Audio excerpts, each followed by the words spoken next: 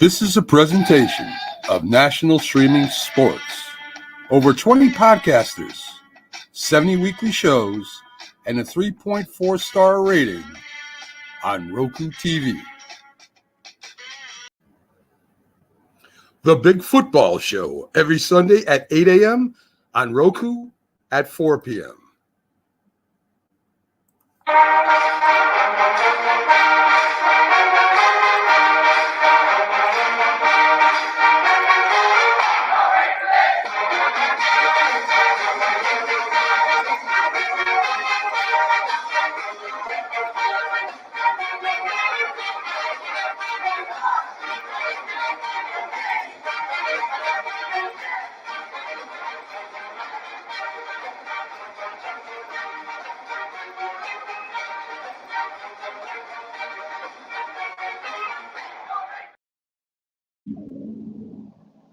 Y'all ready for this? I'm ready. I know James is ready. We'll have a lot of guests coming in, weekly guests. We have a surprise guest coming in. We got Sonia coming in later in the show. Jack will be out. He's got some boxing stuff he's got to take care of for the next couple of days. Of course, he wants to be with us. But right now, we're like our preseason form here too, James, right?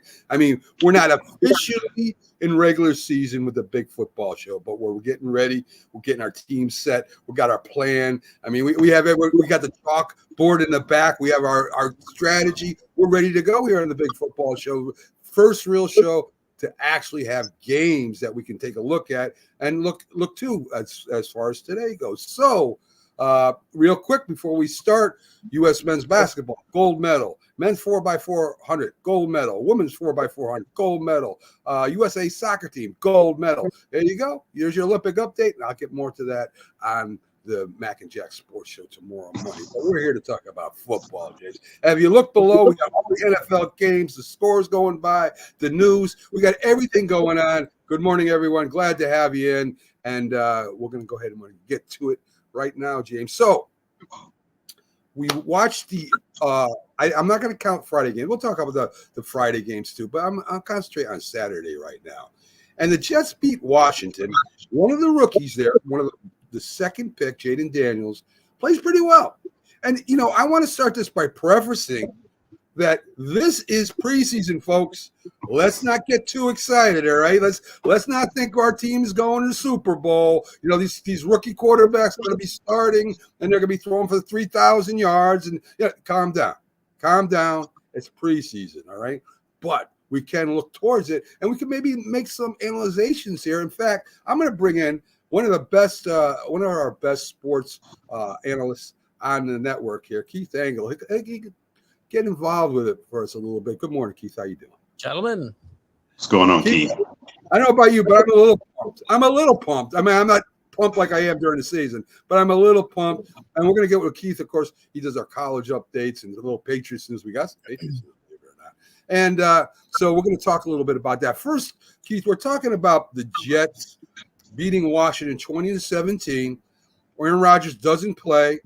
Jaden Daniels plays briefly, goes for 2 for 3 for 45 yards and runs it for a touchdown. Again, Keith, as I was talking to James, this is preseason. Don't get too excited, but he looked good for his first time behind center. Yeah. I mean, again, we talk a lot about these games. They should be playing more, and we don't want to.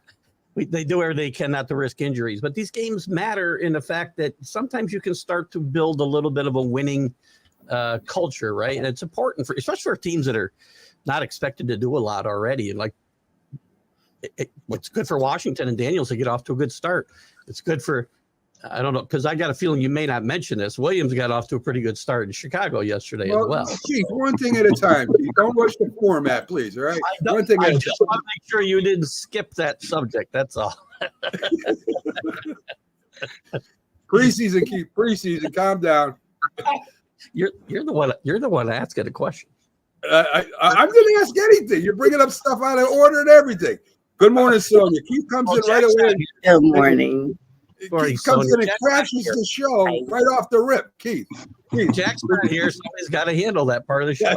That's true. Good morning, Sonia, from All Things Football, prim and proper. And she's got a few of the names she uses too that we can't use on the air. Good morning to Sonia. So, Good morning. So, we got can't use on the air now. yes, exactly. He's So fraternizing with Captain Jack too much. Apparently, we got to put a stop to that. Anyway, holy moly, I agree, Scott. Anyway, so let me get your impressions. I mean, I had James here. Keith comes in and interrupts everything and starts talking about a game we're not even talking about. So James, you were kind of impressed with Jaden Daniels, correct?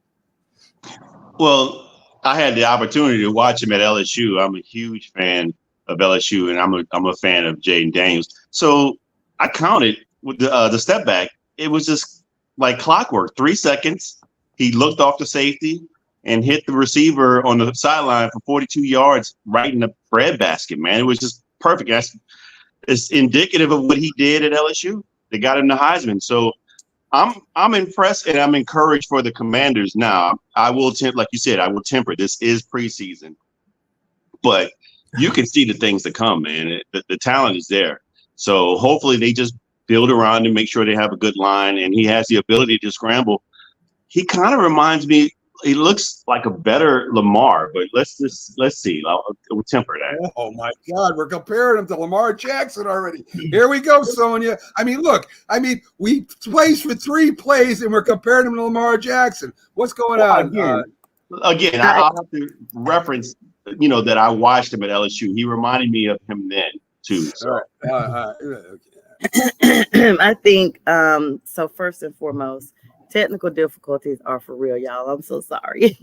I just literally tried to share this stream and it just kicked me out. You guys saw it. So that's what's been going on the whole time before I could even get on. But I'm sorry, my brother James is definitely biased. He's an LSU Tiger fan. It's way too early to start with the comparisons. I mean, they both wear purple, but that's where it starts and stops for right now. Okay. There you go. All right. So, we bring Keith in here because Keith is our college expert. He knows a lot about college football. And of course, he talks about the Patriots a little bit. And we do have a little college football to talk about with Keith. So Keith, I'm looking at the new teams coming into the different divisions, right? And what teams that could really make an impact, maybe win the division. I want to kind of take you through them a little bit. As you know, we have 9 new conference teams, and Utah in the Big 12. How does that does Utah in the Big 12? Do they have a shot at coming in and winning the conference? Absolutely. There's probably 7 teams there that could win that conference. They're not going to be as good as the SEC or the Big 10, of course, but they're going to be an exciting conference, and it's going to be wide open. I think there's 7 teams there that could finish anywhere from 1st to 7th. And Utah is one of them. Very good team. Well coached. Kyle Whittingham is a great coach. And I think, excuse my garbled voice this morning. I think they'll do very well in their first year. Yes. Listen, I think they will too. You got Texas moving in SEC. Texas is ranked at the top 3 or 4 on the polls I saw. Can they come in there and make an instant impact? Them and maybe Oklahoma, Keith. Texas, yes. I think Oklahoma. I think they will make a very big impact in year 1.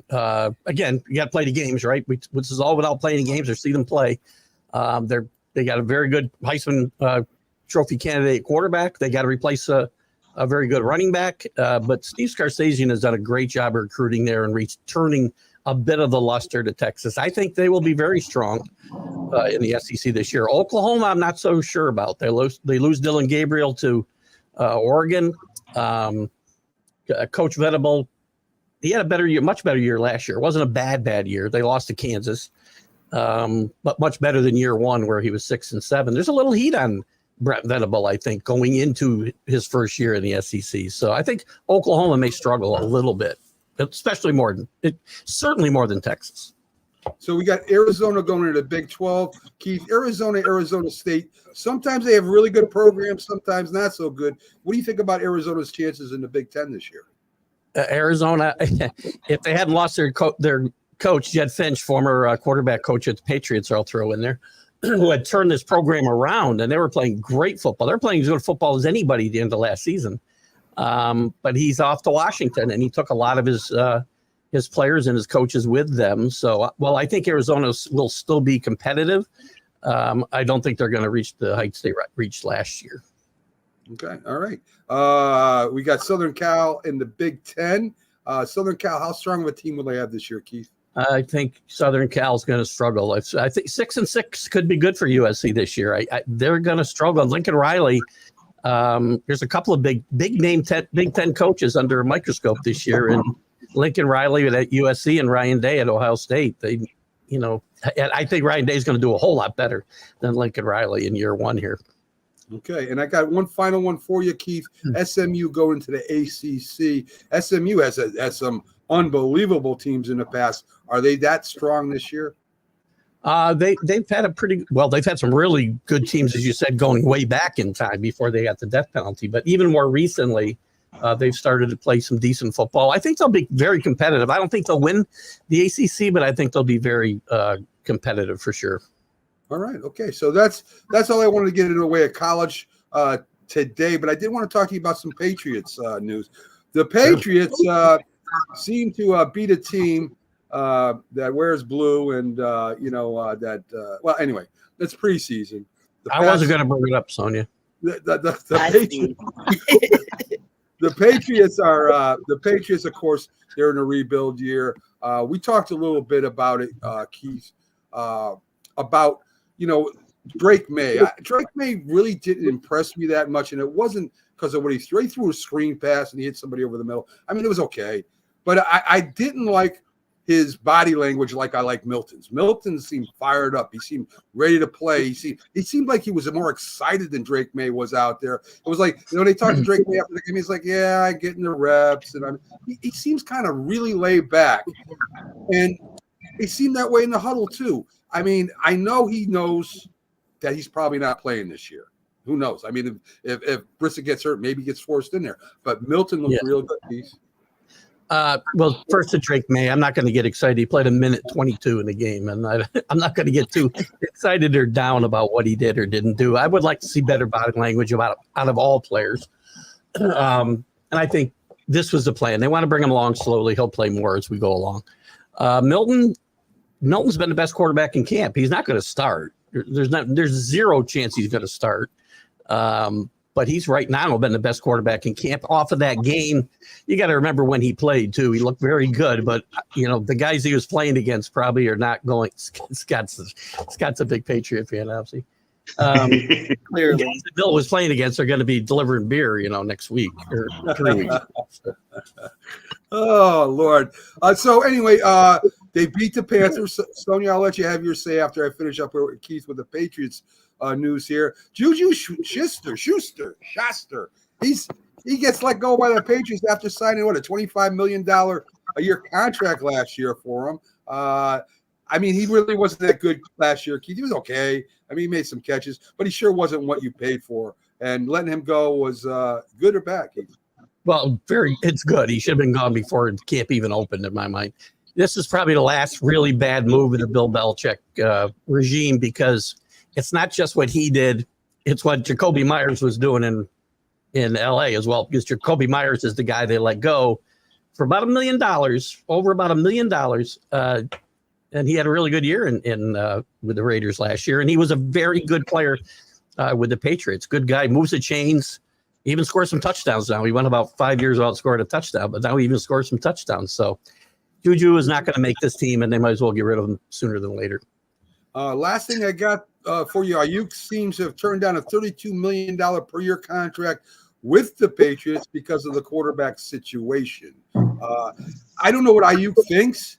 If he thinks that a team that is already really good is going to pay him $32 million a year to play for him, I don't get it. I think Ayuk is kind of looking at the overall wide receiver market, right, and thinking this is my time to cash in, but he's not CeeDee Lamb. I mean, he's a nice player. He's not CeeDee Lamb. He's not Jefferson. He's not any of these guys. Good player. I don't know how good he is without playing with Samuel and while playing with Kittle and those guys to take the heat off him. Him being the number one guy might be a totally different situation. I would agree with that. So I'm gonna give the other candidate a chance to put her point of view as she says what happened with the Panthers in the game, Sonia. I mean, I know you got to be looking for a little spark, some hope or whatever. What did you think about the game? Of course, I wasn't happy, but it is preseason.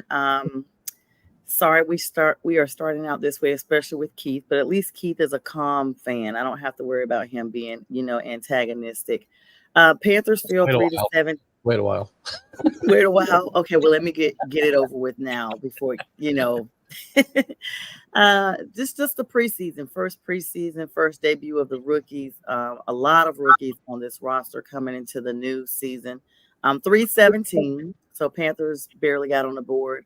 But there was a lot of new faces out there. We had Jack Plummer, Mike Boom, and Jordan Matthews for our team. Of course, Zappy was out there for just a little bit. I don't know why they would put him out there, as a professional player against a bunch of rookies, but that's what the Patriots do. Try to basically snub you while you're down. But the bigger picture is neither Xavier Legette or Jonathan Brooks played this game. And those were the two big people that we picked up during the offseason at the draft.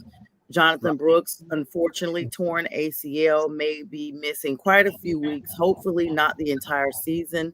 Xavier Legette had a lower leg injury that at first was feared to be worse than what it is. However, the x-rays, MRIs, all that stuff, came back clean. So he was seen warming up the other day. So hopefully he'll be back and at it, and we'll get a chance to see him in action. Hello to CJ.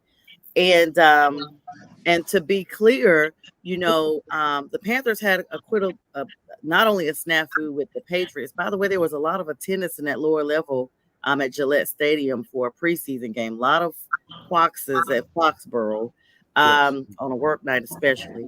I think moved down from the worst seats, by the way, like as the game. I saw a few up there, and the announcers were like, "Hey, just move down. No one's going to check your tickets."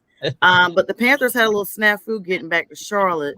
Their captain lost control of the airplane they were on and just left the runway completely. In fact, none of the players were reported injured, but I saw where 4 flight attendants were injured in that landing. So, Sonia, I hate to cut you off. I'm done. I'm talking about the game. Whether they slid down a runway. And it is a metaphor, though. It's a pretty good metaphor for Carolina. It is a good metaphor. And it is. I'll answer you for Keith. They play Zappy because he needs to work with the team to get down any kind of chance of him playing in a game, unlike Bryce Young, who for some reason didn't want to suit up, or they didn't want to suit him up because he played so good last year. I mean, he brought the Panthers to the championship. He was the MVP, and that's why they didn't play Bryce Young. Well, I mean, Jack Plummer put up some good passing yards. He did look okay. He did look 86 yards. Yeah. Yes. And so, even though they didn't get any touchdowns, I mean, it's a warm up. Everyone's acclimating to what it's like to play in the league, and that's my condensed version. I would agree. I would. That was condensed. Holy cow! I would agree with the last thing you said there. Everybody's going to overreact, right, to what happened. Let me give you a team that's overreacting right now. Chicago beats the Bills 33-6. I mean, the Bills looked awful. They looked dead awful. I know they lost a lot of players. Caleb Williams throws 4 for 7 for 95 yards. Keith thinks he's going to Hall of Fame already. I did not say that. Please stop. The running back Wheeler had 43 yards and 2 touchdowns. Josh Allen got in there for a minute, threw 2 up for 3. He decided he was going to run with the ball. The coach says, "You're coming out of the game right now. You're going to start running with the ball." And so anyway, the Bills really looked awful. They really did. I know it's a first preseason game, but compared to Chicago, they look very undisciplined as they lost that 33-6. So to me, they look sloppy. But Caleb Williams did his little for the 15 plays he was out there. Green Bay, Jordan Love goes in there against a single coverage. I don't know where the safety was on that pass, but he throws a touchdown pass. He says, "That's all right. You can come out now. That's good enough. We don't want you to get too full of yourself." But he earned his $60 million, guys. He earned his $55 million in that one preseason game. I mean, if you listen to something that shows Keith is like, "Matt, you're overreacting." Nobody's earned money in preseason. Come on. If you listen to the shows some of the shows out there, especially the shows from the NFC North, they think they got the best quarterbacks in the league right now. I mean, those are shots fired because they come hard on that Tundra Network. Their division has the best quarterbacks right now. According to them, after one preseason game, that's it. They got it. They're all wrapped up. It's just maybe, like, oh yes, it's one of them should win a Super Bowl before they get excited about. I would think that would be something that they would want to do. Minnesota against the Raiders, guys. Does anybody here think how crazy the end of that game was? I mean, Minnesota looked all right. J.J. McCarthy looked pretty good after the interception, threw a couple touchdowns, right? I mean, again, preseason, but he looked okay for his first game in a regulation game. But what is Pierce doing calling a timeout after every play at the end of the game so they could kick a field goal? I don't know what he was thinking. What was that all about? Did you all watch that? This first time hearing of that, I don't know why somebody would do that, but Antonio Pierce has his own way about going about things. He's a little bit unconventional as a coach, which is, I think, why the Raiders like him so much. But it's a little bit strange, especially in any game, much less a preseason game. Every play, James, did you see that? I didn't get it. I mean, was he was saying like, okay, Minnesota, you can go ahead and kick your field. I mean, they were out of timeouts. Minnesota was out of timeouts. The Raiders had 3, and Pierce, after every play, called a timeout so they could kick the field goal. Well, no, I didn't catch that, but no, why are you calling timeouts when you have to force them to try to win the score? You're giving them a real that's really boneheaded. I don't understand that. Somebody check the spread on that game. I knew that was coming. Especially in Vegas too. Let's be it was crazy. I didn't get it. And by the way, good morning to everybody that's tuned in. CJ, Scott, Rick. We got a lot of people tuning in. We appreciate you putting your comments up there. We love having you in. So thanks. Keep commenting on all the shows. Great. Let's see. We had the Kansas City Chiefs. Mahomes made a brief appearance. And that was it. Led to a field goal. Trevor played part of the first quarter. The Jags ended up beating Kansas City 26-13. The kickoff rules were kind of crazy. Everybody was watching them. There was actually a safety called in the Kansas City game. I don't know if you guys saw that, but he went out in the field and he reached it. He went back and then he reached in. He did the hokey pokey and he got a safety out of that. So it was crazy. I don't know if you guys liked it or not. I want your comments on that. I'm glad they're returning kickoffs, but it's kind of crazy, ain't it? Yeah, I want to see kickoffs back in the game. They changed the rules to protect players theoretically because they determined it was most dangerous playing football. This is silly. This is just, I don't even know what I'm looking at. How drunk were these guys when they came up with this idea? I'm looking at it and I just still can't get my head around it, watching it really live for the first time, this weekend, because I didn't watch much of the Hall of Fame game, but it's just weird to watch that these guys just standing there and the guy's catching the ball about 8, 9, 10 yards away from him. And, it's just a glorified running play at that point. I mean, it's just not, to me, it's not going to be exciting. I don't think so. This is one of the most egregiously bad decisions the NFL has made in regards to changing anything to do with the sport. Special teams is one of the best things. It changes a game. A close game. It can change a game. It can make the game. It can shift momentum to another team. This looks, so far I've been watching. I want to see something pop. You mentioned Jacksonville. The 145-yard return, I think, out of the whole preseason has been the best thing that's happened. And it took all of this guy looking like Barry Sanders to try to even get that.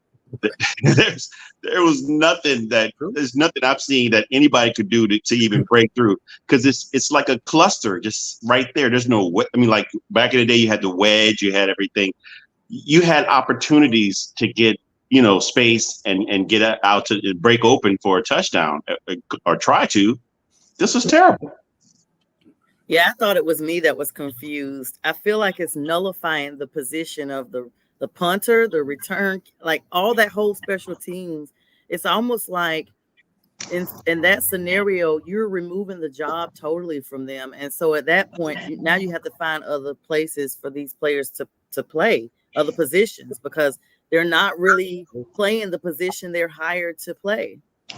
No, I'll put offensive linemen on that return team now, not blockers. I put real defensive guys there because they aren't running down there at 100 miles an hour and putting their life and limb at risk. But and we didn't touch on the offside part of it or the onside kick part of it. You can't do it before halftime. I'm told the fourth quarter. You can't do it when you're behind. You can't do it unless you announce it that you're going to do it. I mean, what's the point of having it at all? I mean, good God. Yes. It was a weapon in the Super Bowl in 2009. You took it like Sean Payton did this. You can't do that anymore. That's terrible. A momentum changer, as you were talking about. He came out of the half, if I remember right, with an onside kick. Now that's out of play. It's just foolish again. It does look strange. I think I understand what they're trying to do. They're trying to get the kickoff back in without having people running down the field 60 yards at full speed. And to me, listen, that's part of the game. The thing that blows my mind, and I understand everything about safety and all that. They've been playing high school football, maybe midgets, since they were kids, into college, into pros. They know it's a violent game. They don't have to play this game. It's a decision they make. They know it's violent. I don't see why we're trying to stop the game from being more violent and are being as violent as it is, as a matter of fact. But this is Goodell. I do not like Goodell. I never liked Goodell. I never will like Goodell. And the NFLPA, they got to grow a pair. So they got to start growing a pair. Because they basically agree with everything Goodell says as long as they wave money in front of their noses. They've got a chair. How long does he get to stay commissioner? Life. As long as that's what I thought. It feels like he's always been the commissioner. It's like a Supreme Court nomination. You're there until you die, basically. For yes. When you walk away, guys. I don't remember an NFL commissioner, and there hasn't been that many, ever getting fired. I really don't. No, they've retired or stepped down. Yeah. They've stepped down. The gunner job is gone. There's no gunner anymore. You're not going to be running down the field taking, those guys made the Pro Bowl. This is how guys make their money. These guys, they don't make a lot of money. So you're in the league trying to find a job. I think the average pay is $300,000 or something like that. So, in comparison to guys making multi-million-dollar contracts, this is how Terrell Davis got into the league. If you remember that play he made, they're like, who's that? Shannon Sharp's like, who's that guy that made that big hit right there? Number 30, TD. Yeah. Wow. I remember. I definitely remember that. Let's get to the next one. We had Tampa Bay over Cincinnati. Joe Burrow plays, throws a touchdown, but Tampa Bay ends up winning it in the end. You had Tampa Bay quarterback Trask with 12 of 20, 144 yards. Tucker had 69 yards. Joe Burrow, as you said, threw for a touchdown. And Withers played the rest of the game. He also threw for a touchdown. So, again, we have preseason. We see a lot more starters playing, which I like. They should play more, maybe a quarter. Let the other guys have 3 quarters and then build up. I would love to see that come back again. We definitely always need more preseason games. I want 5, guys. I want 5. I don't want crap football in the first 4 games. I don't want it. I'm tired of it. All right. Okay. Let's see. Seattle beats the Chargers 16-3. Jim Harbaugh, Keith. He's his first game as a NFL coach. What do you think he's thinking right now? Is he upset, or is he comparing stuff to other things that has nothing to do with football? What's his analogy is what I want to know. What is Jim Harbaugh's analogy about the game? About this particular game? I mean, it's a first preseason game. I'm sure he took things away from that he liked and things that he hated, and you address it in practice come Monday. As far as his life in general and the NCAA, he still says he's innocent, and it's a toothless penalty because he's never going back to college, so it really doesn't matter. So right. So he's just happy about that. So anyway, the Chargers look sloppy too, just to let you know. But it's his first year as a coach. Let's see. Last one I got here is New Orleans beats Arizona 16-14. Tyler Murray did not play. I did like Rattler's last drive, 2-minute drive at the end of the game. I always thought he was going to be a good quarterback. I think he dropped way too low. I wanted my team to get him. They didn't. He's with the Saints. I think the kid's got a future. It's going to be a couple years, but I do like Rattler. Anybody? I was going to leave it for James. That's his team, but I like Spencer Rattler. He's matured a lot since he had some problems in high school and then early in his college career. I think he's matured a lot, and I think he'll continue to grow as a quarterback and maybe be a decent player here in the future. Not right away, but in the future. I agree with that. I agree with that, Keith. So Keith, you got to get out here. You staying with us for a little bit longer? All right, we're gonna let Keith Engel get out of here, get to his show. Thank you, Keith, for stopping Have a in. good one, Keith. Glad to have you. Have a great Sunday, guys. You too. TGI Sports, You Keith too, Engel. Keith. Love him. Thanks for coming in. So, guys, we kind of went through all the games, and we got 2 games tonight, and we got Denver at the Colts. Bo Nix will probably play. Richardson will probably play, and Dallas at the, of course, the Los Angeles Rams. So, what I want you to do, James, for me, I mean, Dallas last year, they won the division, correct? Right? The Cowboys won the division last year. I want you to tell me, this is your mission. This is your mission if you choose to accept it. Tell me how the Cowboys will win the division again this year. All right, you ready? Oh, what a horrible question. All right, so James, this will self-destruct when you get done, so nobody will know what you said at the end of the skit. So go ahead, let me tell me how the Dallas Cowboys can win the division this year, starting with the preseason game today. The Eagles have to implode. Okay, there you go. All right, that's one of the reasons. That's it. There's no way there's no way they're winning the division. I mean, there has to be some signings made too. Maybe they got to sign. Oh, it's too late. It's too late. I mean, within their team, yes. I mean, we're going to sign. CeeDee Lamb's going to get his contract.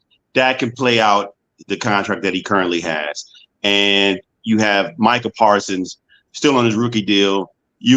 I mean, that's how it works. You got these guys on their contracts. Make them play it out. Just call their bluff.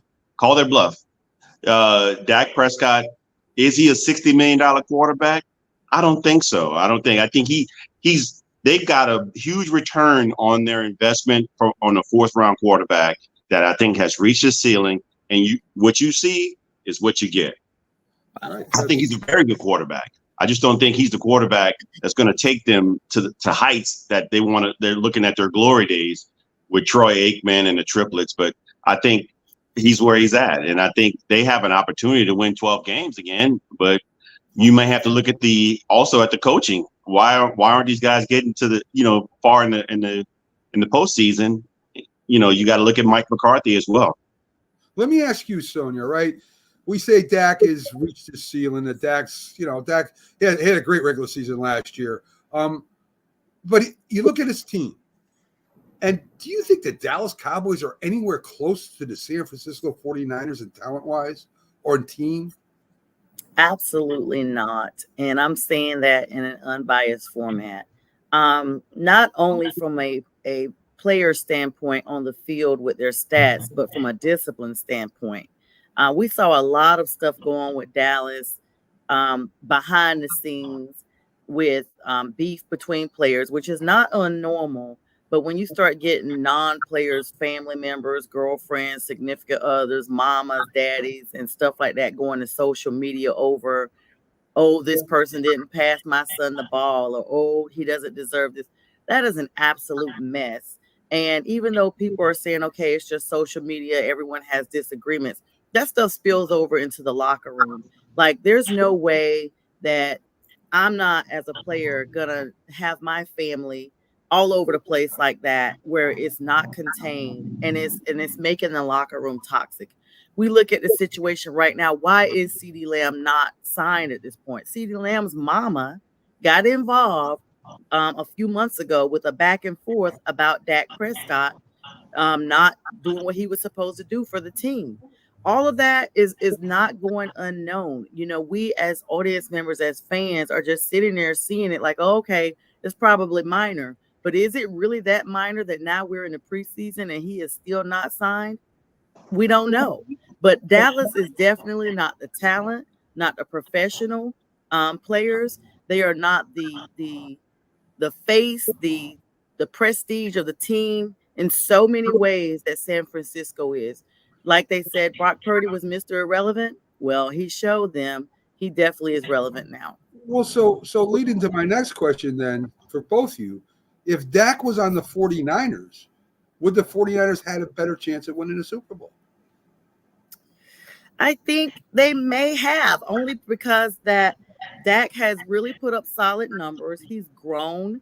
I literally did think Dallas was going to go to the NFC Championship last year, especially the way they were looking. I definitely didn't see them being eliminated by Jordan Love and the Packers. But to look at how Dak has matured over the years, and then when they removed Ezekiel Elliott and everyone thought he was like Robin to Dak being Batman, it actually proved beneficial that Zeke was not there, because then Dak was really put out there front and center and showed that he is the quarterback. He is the one that could lead on and off the field and put up those numbers and get all of the big rankings that Dallas so needed to get to the postseason. If he had the right weapons, the right discipline, the right the injury free, the 49ers didn't have that many injuries this year, we possibly could have been looking at the 49ers as the Super Bowl champions over Patrick Mahomes for sure. See, James, Dallas, Dak Prescott did not, it wasn't the reason for Dallas not winning last year, it was their defense.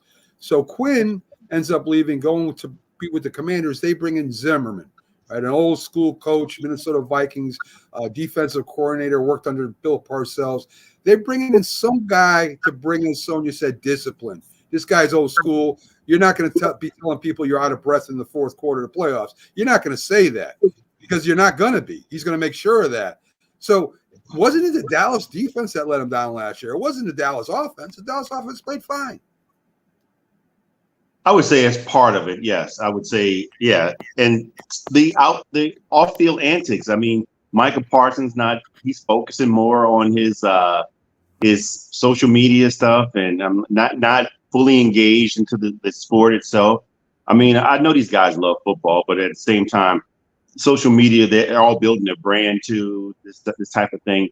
This has changed the game, I think, and I think it also becomes a distraction. But I will say, you guys mentioned San Francisco. What makes sense is Dak not having a Christian McCaffrey in the backfield as well. So, or just someone viable running back to help, in regards to their offense furthering, not only Christian McCaffrey, Deebo Samuels, George Kittles. Yes. I mean, look, that is one powerful, talented offense over there. So anyway, we'll never know. I mean, Dak's not going to go to San Francisco, and they're not going to trade for Brock Purdy. That's not happening. It is what it is right now. We've got the Rams. They're playing today, as I said. The Los Angeles Rams are going up against the Dallas Cowboys. Will the Rams be back in postseason? What do you think? What do you think, Sonia? I think with Jim Harbaugh being, the Rams. I'm so used to thinking about Jim Harbaugh and the Chargers. Yes. Oh God, the Chargers. Yeah, they have so many LA teams. Sometimes it's like you gotta switch it around in your mind. Like, wait a minute, no, this person. I think the Rams have a solid chance this year. They've got to really work on their cohesiveness with their O-line. They have the talent there. They just have to get everyone on one plan, like one track. And I really don't see them winning let's say the AFC divisional. I don't see them going that high, but I certainly see some marked improvement once they can get that cohesiveness within the line going. The Rams are one of these teams that a couple of years ago, well, how many years is it? Maybe 4 or 5 now, when they did the Stafford Goff switch. I, in my mind, was just thinking why? In my mind, it just didn't make sense. I just kept remembering being baffled. What is happening here?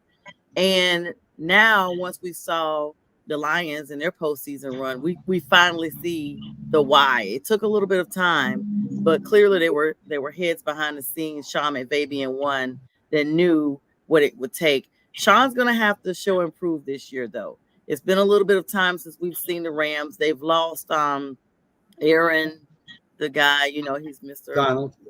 Yeah, Donald, Incredible Hulk. They lost him. That's going to be huge because the entire NFL literally has a respect and a healthy fear of that guy when you're across the field from him. And so that's going to be a void that is likely unfillable. However, this is going to be a year that Sean McVay is going to have to really pull up. I really see the Rams making some changes if that doesn't happen, because we have been sitting back and it's been a long time since we've seen the 2020 or 2019 Rams that we saw, or was it 2018 when they looked so solid? Well, James, the Rams did make a run in the playoffs last year. Detroit just barely beat them. I mean, Stafford almost beat the Detroit Lions in that playoff game. Aaron Donald, big loss. They found a running game last year. I think they're solid. I don't know if they can challenge the 49ers or not for that division title. I don't know about that, but I think they got a good shot at making playoffs this year. They can potentially get a wild card, like you saying. I just don't see them being. As long as you have Sean McVay, he's one of the great minds in coaching. You can be relevant. You got it, and you got Matthew Stafford. He's now a year older. He's getting a little long in the tooth. But I'd like to see how he does this year. But especially not having Aaron Donald. They got Jared Verse. I like the rookie, but again, he's a rookie. We don't know how he's really going to do. But offensively, you got the offensive mind, and you got Puka Nacua. I think that kid's great. They're going to do good, and they got a good running back as well. And I think they just picked up one in the draft. But what's the kid's name out of Michigan? I can't think his name. The running back. I can't think of it right now. Yeah. Wait. I think they're going to do well offensively, but I just don't see them unseating the 49ers. The 49ers still have the majority of their team, and I think they're just going to reload and potentially make a run for the Super Bowl again. Are you talking about Kyron Williams? Yes. Well, no. What's the kid? He's the running back. The kid out of Michigan. Oh, you mean that they just picked up? Yeah, he was a second round running back. I think. I know. I think his number is two. I know. I just can't remember his yes. Right. He's with the team. Blake Corum. There you go. But Sonia makes a great point. They did have a good running game last year too. They were surprised with that. Listen, I think they make the plays. I think they will even challenge the 49ers a little bit, depending on the team unity there with all the stuff they're going through over there anyway. I mean, they had a great year last year. Still didn't get it done. We'll see. I mean, you knock on the door so many times, and, eventually either you break it down or you go away. So, we'll see what happens. Another game that I'm interested in, I'm all behind Bo Nix. I love that young kid as a college quarterback. I think he's going to be a very good professional quarterback. They're going up against the Colts, the Broncos against the Colts, and you got Richardson on the other side who's going to play. So you're going to see both of these young guys. I don't think Stidham has a chance. I definitely know Zach Wilson is not going to be their quarterback. So I think Bo Nix is it. I don't care what they're saying over in Denver. So I can't wait to see these two young guys to get out there, and hopefully they play for a few series to kind of get a feeling. I think Richardson has a lot of potential. I think that Bo Nix has a lot of potential, but both of these teams, they're like at the 50-50 point, right? Maybe they have a 500 record, maybe a little below, maybe a little above. Neither of these teams, I think, are going to win the divisions, guys. I mean, the rumor was that Sean Payton really wanted Bo Nix to begin with. So he got what he wanted. He had an offensive-minded quarterback, which, that's what Sean Payton's specialty is in. And this is going to be one of those other show improved seasons as well. Okay, yeah, he's a rookie, but let's see what Sean can do. He has an opportunity to shape and mold Bo Nix into the league. So he's getting a player from scratch. I think this is akin to him getting Drew Brees way back when. So now he gets a chance to shape and actually cultivate someone to his playing preference, as opposed to when he had Russell Wilson. And Russell's already been in the league 40 years, and so he's already obstinate and fit, set in his ways. However, CJ does make a good point. He shouldn't start until the midpoint of the season. I don't know about the midpoint of the season. I'm kind of one of these people that I feel like let them alternate games or let them at least come in a little bit to acclimate to a couple of downs. And then if the game starts to look like it's going to sway the other way, then you bring your pro. But in this sense of everything, Stidham is not it. I haven't seen Stidham play since he left, what was it, Auburn? Is that where he graduated from? Yeah, Alabama, one of those Alabama schools, Auburn, I think. he played preseason for the Patriots. Listen, yeah, the Patriots. He looks horrible. I don't care what CJ says. You play to win the game. You go with your best quarterback. You don't just you don't start a midpoint because you just think that's what you should do with him. Otherwise, Caleb Williams wouldn't be starting the midpoint, right? I mean, let's wait. No, you picked him highly to be your starting quarterback. Why wouldn't you play that guy? He's your best chance to win. Anyway, there are certain things, right? In football, there's certain things. Some teams are good enough where they can sit down, like the Falcons right now. Great position. Penix Jr. can sit down and kind of learn a little bit. Great position he's in. Some teams draft a quarterback to be the starting quarterback, and that's when quarterbacks go south sometimes. Hopefully, these young quarterbacks, I don't think all of them are going to be there. I've made my feelings known a while ago. I don't think all of them are going to be starting quarterbacks before it's all said and done. I wish him luck. I really do, because it's not going to be easy for any of these guys to go out there and try to play in professional football, especially at full speed during the regular season. So, Mac, let me ask you a question. Go ahead. And this is just, I'm sorry, I really do want to know this. And so I want both of you guys to chime in on this. Because, and this is not about my team necessarily, but it is. So the Panthers get rid of a good quarterback, and now you need a quarterback, and you go get a quarterback from college. Why do teams do that? That makes zero sense, because you have no one there that is able to acclimate this player and to cultivate them and get them ready to play. Like you're already setting your team up for a lose-lose unless you're, the holy grail of all quarterbacks like CJ Stroud was. Wow. I probably will never get over that. But like, why do teams do that? We see now that Sean Payton is in the same situation, even though I think he has somebody there on the B squad that can be there. But like, for instance, the Panthers had Baker Mayfield. He could have been still there. You could have gotten Bryce, or was it a salary cap issue? Like, what is the deal, guys, with that? It's all different situations, Sonia, right? I mean, they could have kept Fields and they could have drafted a quarterback. They could have drafted J.J. McCarthy probably, or one of the top quarterbacks there too. Listen, when you take, especially as a new GM or as a new head coach, and a lot of these guys are first, second year head coaches, you want your guy. You want your guy. You don't want to come in there like they did with the other quarterbacks, like the GMs in Chicago and that. They kept moving quarterbacks in and out there. That's why Chicago's been bad. You want your guy. You want the guy that you think is gonna be the one that leads you to promised land.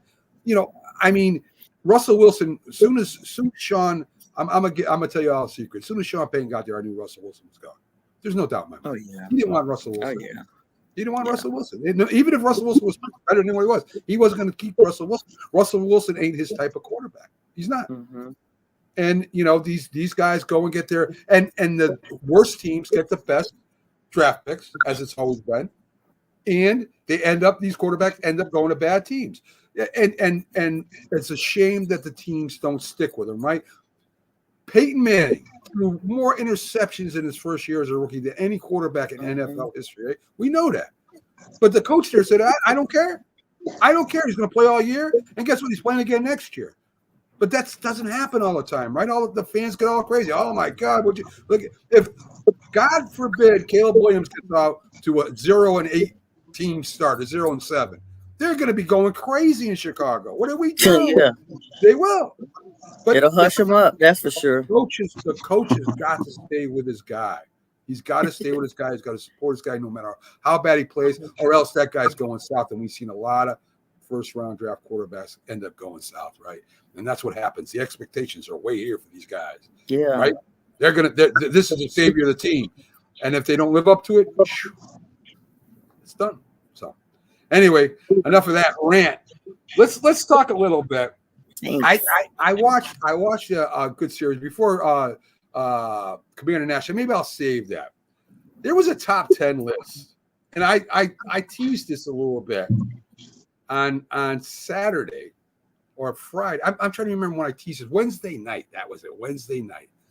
Now, this is according to Clutch Points, the top 10 linebackers in the history of football. Now, this guy that writes it, I probably shouldn't even say his name. It's like Zelinsky or something. I'm not even going to look at it because this guy has no idea what football is. He has no idea what anything to do with. He must have been a baseball fan all his life, and he decided to watch football, on and off for the last 20 years and not really look at it. First of all, he doesn't separate the middle linebacker from the outside linebacker, right? So they're two different positions. The middle linebacker is normally responsible for the run, right, up the middle, sideline to sideline. Outside linebacker normally for blitzing and coverage. He's your speed guy. So first of all, he doesn't divide it into two categories. He's going to say the greatest linebackers of all time, and I can't wait. I can't wait to give you this. This is amazing. Okay, let me get to that because it's incredible. Okay, number one linebacker of all time is Dick Butkus. What? I mean, listen, he was a monster. Time. He was a monster, right? He was a monster. I mean, he was number one. mean. He was he's in the top 10. That was his number one. Okay. Let me see if I can get to number 2 here for you. Number 2, Ray Lewis, Baltimore, right? That's about right. That's a good one. That's good. He's top 10, easy, top 3 maybe. Mm-hmm. But now these are middle linebackers. Now we didn't get to the outside linebackers yet, and he didn't divide them. I want you guys to understand this, all right? So number 3, Junior Seau. Not number 3. Not number 3. I don't even know if he's in the top 10, to be honest. No. He's a good. If it was divided, I'd say he's top 10 in outside linebacker. Yeah. All right. There you go. We'll say that. So that's number 3. Number 4, Mike Singletary, middle linebacker, Chicago Bears. That's a good one. He could be 3 or 4, maybe. Yeah. He could be top 15. There are a lot of great middle linebackers. Right. So James, the thing about this, the Bears, he was the middle linebacker of a great system, the 46 defense, right? The front line was unbelievable. Pressure coming all the time. Singletary was their tackling machine. I give him top 10. Well, just for argument's sake, we'll say top 10. All right, let's say he's in there. All right. Number 6. Ted, where am I going here? I want to do number 5. You just did number 4. Number 5, Jack Ham, outside linebacker of the Pittsburgh Steelers. 5. Let's see. You said Jack who? Jack Ham. Yeah, that's right. Jack who? Jack Ham. I would see him around like maybe 8 or 9. I put him like a 20, 25. Really? Yes. There were so many linebackers. He was a very good linebacker. The steel curtain was all about the defense, right? The line. Yeah. Jack Ham was a very good tackler, very good in coverage. I compare him to like a Brad Van Pelt for the Giants. All pro. Ooh, that's a good comparison. That's all a good pro. yeah. Could cover. But Good not coverage. a top 10. Not top 10. Number 7. Number 7 here. Ted Hendricks for the Raiders. The Stork. He was. I mean, listen. He was very good. I don't even know who he is. Number 83 for the Raiders. He was an intimidating linebacker. He really, for his time, he was an intimidating linebacker. Top 10 question. I mean, he's a Hall of Famer. He's good. Very good. Number 7, Jack Lambert, middle linebacker, Pittsburgh Steelers. That's a good one. That's about right. 6 or 7. I put him in the top 10. I put him in top 10 too. Okay, so we'll keep Jack Lambert. We'll agree with him there. Number 9, Derek Brown played with the Bucs a lot. I don't know if you guys remember him. He's very good linebacker. Very good. I could even see him maybe being in the top 10. All right. So he was a very good linebacker. Number 10 is Chuck Bednarik. He was a middle linebacker for the Philadelphia Eagles. Also played center. Called Concrete Chuck. Guy knocked out Frank Gifford. Famous play. If you ever get a chance to watch it on YouTube, it's the Giants versus the Eagles. Frank Gifford goes over the middle. Chuck Bednarik hits him. He doesn't get up for like 5 minutes. I mean, he just knocked him out. Frank Gifford was never the same again. Okay. So anyway, so that's the top 10. Now there's one player that's not in the top 10 that could be number one. I know it. Right. I know it. Go ahead, Sonya. There's freaking Lawrence Taylor. Where is he? What the hell? Where is LT? He's not in that top 10. That's crazy. He's either like number 2 or number 1. Yeah, of course he is. How do you gloss over that guy? Right. I mean, where was he during the 80s and the 90s? I don't know where this guy was. I mean, then Sam Mills. They left off Sam Mills. They left off Sam Mills. They left off Harry Carson, 15-time All-Pro. This dude is a quack that did that list for real. I would say, look, Derek Brooks for the Tampa Bay Buccaneers. Sorry, Derek Brooks was one of them. That's what I messed up. I said Derek Smith. It was Derek Brooks. Okay, yeah, he should have been. Yes. So, folks, we have a great special guest coming in right now. He was with us last year on the Big Football Show. He is I'm penciling him out from coming up. We're going to make him on right now. That's what I'm doing as he's sitting back there watching me do my great stuff here on the board. Commander Nash, a huge Washington Redskins / Commander fan. We're going to bring him up. And, I think he's smiling. Did they win? Is that what happened? Did Washington win yesterday? Let's see what's going on with Commander. How you doing, Commander Nash? No, we did not. Good morning, Commander Nash. Morning. How you doing? Jay?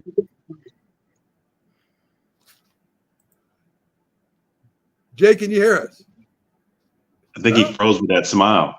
I think I said they won, and Commander Nash got all excited, and he's smiling. Yeah. All right.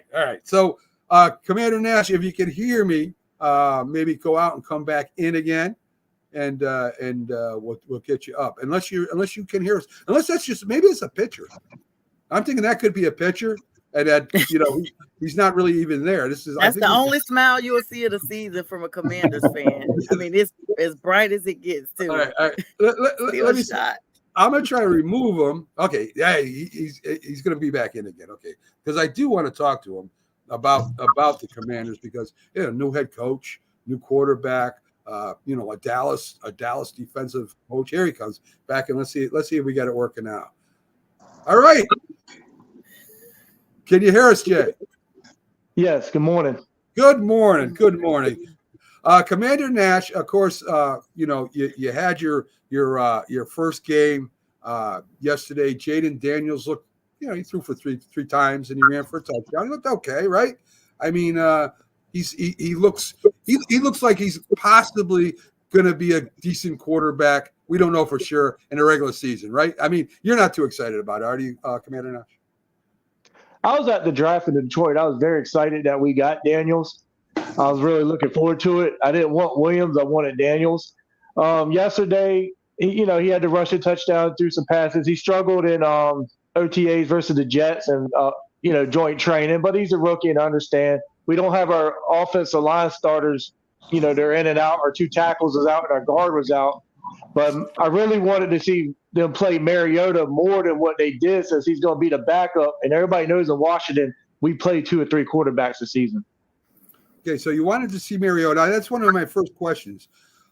Mariota, back in, I think it's 2022, he kind of left the Falcons high and dry and went MIA, decided to get operated on without telling his knee operated on without telling anybody. He goes to Philadelphia. They say we don't want him anymore. What do you expect from Mariota? I mean, big number 1 draft choice, right? In the first round, he was up there with the Tampa Bay guy that threw 30 interceptions. I'm trying to remember his name. Played for the Saints. Winston. Thank you, Winston. Jameson Winston. Yes. But really hasn't panned out. Did you like that pickup for a backup quarterback, Jay? No, I did not. As a fan, I was not excited when we got Mariota. I was more disappointed that we let Sam Howell go because Sam Howell showed toughness. He played in all 16 games for us. Come on, don't quit on me now, Jay.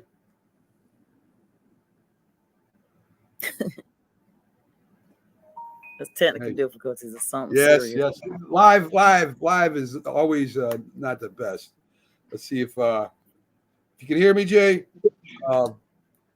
Try again, and we'll get you back on. Try I mean, again. I will say just to kind of fill in while he's coming back in, I was surprised about Sam Howell as well, because Sam Howell was the face of that franchise for a little while. They didn't do too bad. I think we're in one of these situations that win now. Like, if you're not winning now, then off with your head. And I don't think the Commanders really gave him enough time to really grow with that team, especially bringing in a rookie. They should have at least kept him, on while Jaden Daniels got acclimated to the team. Right. I'll say that while we wait for Mr. Commander Nash to try to come back on. But that was a shocker. I agree with that too. I mean, getting Dan Quinn. I mean, he brought the Falcons to a Super Bowl. I mean, they lost, but he does have head coaching experience, right? I mean, he's not a bad coach. He's he's a good defensive minded coach. I like to say I think Kyle Shanahan brought the Falcons to the. I mean, they had the best offense. They had the best offense the whole year. They set records. They got Matt Ryan, his only MVP. It was Kyle Shanahan, and when he left, the Falcons went downhill from there. I mean, you could say Shanahan also tanked their Super Bowl by leaving the playbook at the airport so that the Patriots could get it. It was. I don't. Yeah. No. Commander Nash, we're talking about right now. Your new head coach, Dan Quinn, former defensive coordinator of the Cowboys. I mean, what did you think about that hire? Are you excited about that hire? I am, because we have a lot of defensive players came out and said they love playing for him, which drew them to Washington. It kind of reminded me when we got North Turner in the 90s from the Cowboys a little bit, like deja vu. We're trying to be the Cowboys again. But I like Dan Quinn's energy. I was at training camp, and I feel that he's making Washington a destination for a lot of veteran players who, let's face it, Washington's not really a great place a lot of people want to come and play for. That is true. That is true. The stadium and all that stuff, and it's a shame because I mean, listen, the old RFK Stadium was unbelievable. I loved watching games there and stuff. So you're really in a rebuild. A lot of people think you have a shot of improving over last year. I think you had 4 wins last year. Jay, do you think that's going to happen? You're going to improve to maybe 6, maybe 7, maybe make a wild card run? With the division, it's going to be interesting. We all know Philadelphia is going to be tough. They're still the team on the division. The Cowboys, 50-50 on them. I think we will improve in wins. First of all, we got to improve in home wins. Last year, we only got 1 home win, and that was against the Arizona Cardinals. So we need to win at home at first and take care of business there. With the schedule, I can see us at least pull it off.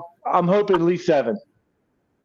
7 wins. See, that's what I like about Jay. He's always realistic. He's not going to be like James at the top here. He thinks the Saints are going to the Super Bowl, and and anyway. Jay, I mean,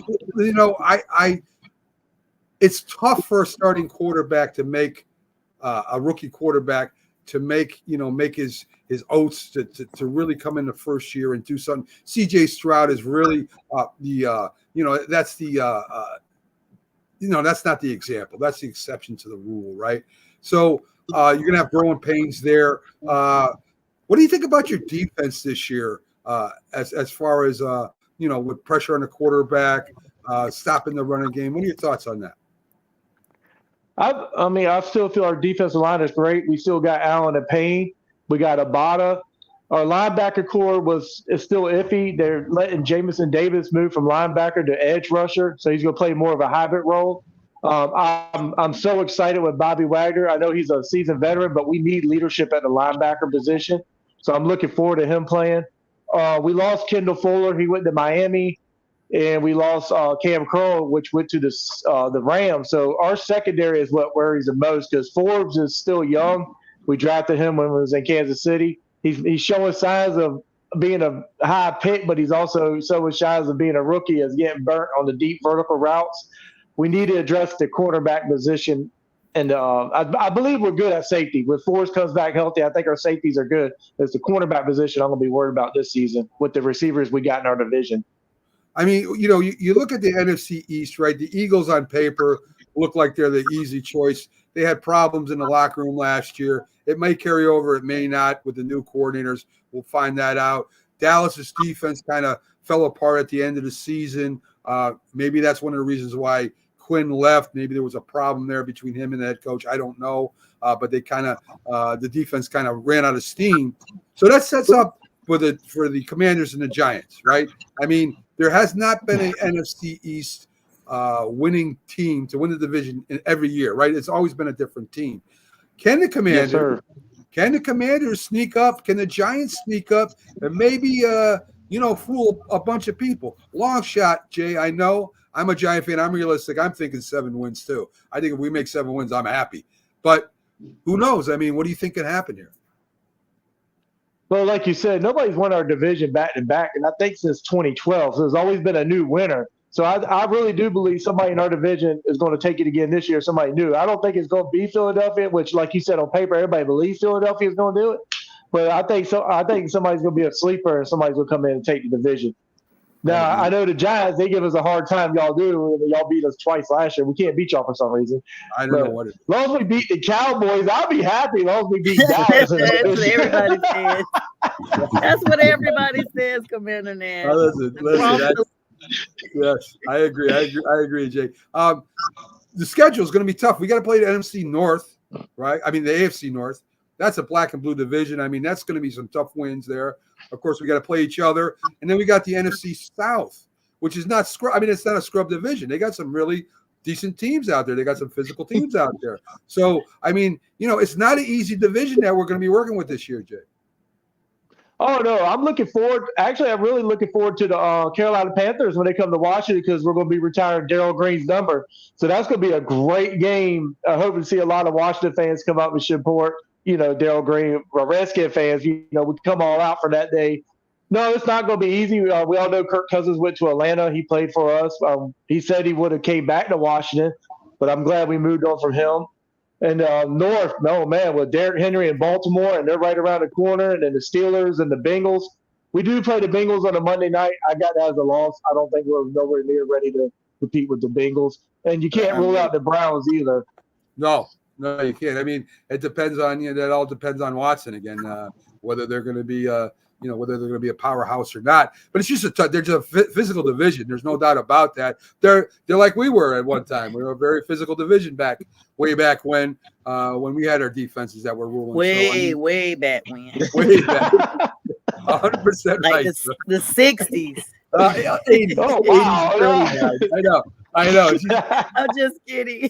I mean, the Hogs, the Big Blue Wrecking Crew, the Doomsday Crew, and the Eagles defense with Reggie White. I mean, that was no joke. Those were some very, very physical teams. So, we'll see what happens. I'm going to enjoy it. I'm going to enjoy watching Washington, the young quarterback there. I mean, there's very hard. Jay, I'm always down on the young quarterbacks because they're normally drafted by bad teams, and it's very hard for them to make their way into becoming franchise quarterbacks. Sam Howell's he's one of the guys that he's had a lot of potential, but you're playing on a team that's not that good, and all of a sudden they give up on him, and it happens a lot to the young quarterbacks. And yes, it does. It's a shame, but that's the way the draft is, and for some reason teams want to draft quarterbacks first and foremost without giving them support and causing them to fail. So it's kind of a sad situation, but that's the way it is today. So anything that you think that Washington has to do this year, Jay, that makes them better for the rest of the season? I mean, something they got to do in the beginning. I mean, besides win a game, right? We know that. But what are you looking for for them to improve it? The offensive line, they need to get together and play more. Hopefully they'll play in Miami. The biggest thing we're going to have to do, we're going to have to establish a run game to take pressure off of Daniels. We need to get Robinson involved. He looked good yesterday, had some good carries. I'm so excited that we got Austin Eckler catching out of backfield. I think he's an improvement from Antonio Gibson. Gibson has fumble issues, which he came out and said that it was not a good organization after he left, which, you got to hang on to the ball, too, to keep your job. But Eckler was a great pickup. Let's establish the run. Let's get some good communication going, get the offensive line gelling. and I think we'll be fine. Tampa Bay is on the road, so I think that's a good test. I want us to play somebody that's playoff caliber, 50-50 right off the bat. All right, I would agree with that. Sonia's gotta leave us. She got some stuff she got to take care of.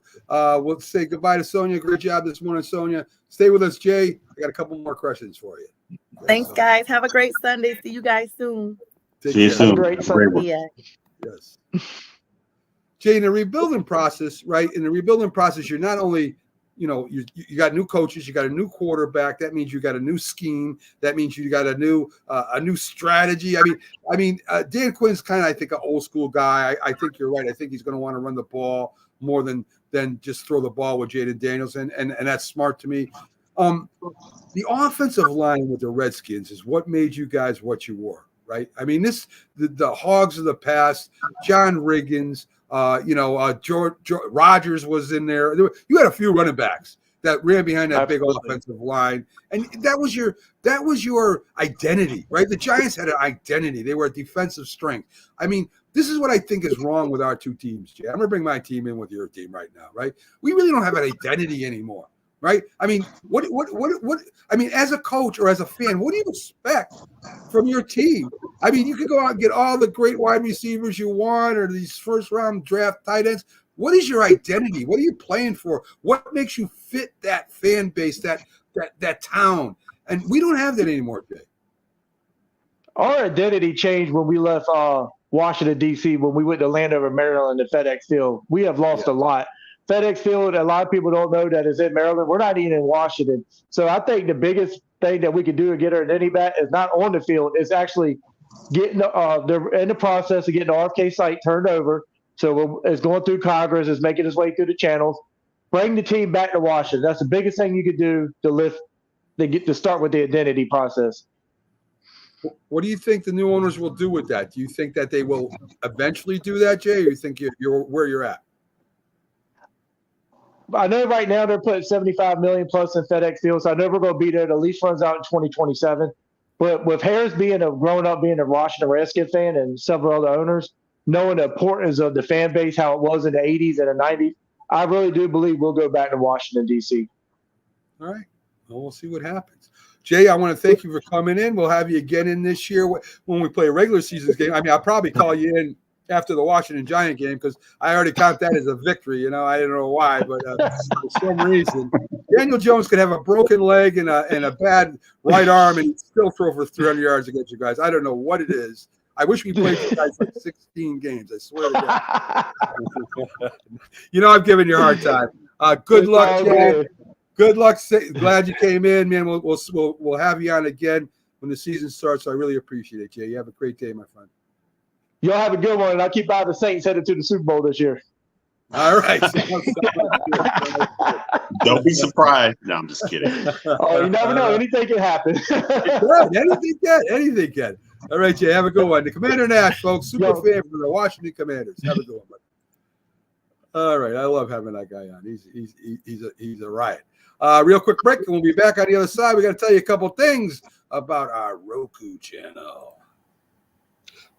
To get National Streaming Sports on Roku TV, channel search National Streaming Sports, tap on our logo. On laptop, tablet, or mobile phone, download the free Roku app, channel search, tap on our logo. For smart TV, order the Roku device from the Roku store, hook it up to your TV, channel search National Streaming Sports, and tap on the logo. After adding the channel, this is our Roku National Streaming Sports site. You can click on the live stream to see what is playing currently, or go to the VOD category and check out the Roku weekly schedule. And if you click on it, you'll see all the shows scheduled for that day. Hello, this is Paul Semendinger, award-winning author and the host of the Dr. Sem Yankee Show and the Start Spreading the News podcast. And you are watching The Big Football Show, the very best football show in the entire world. And it's here on the Northeast Streaming Sports Network. Enjoy.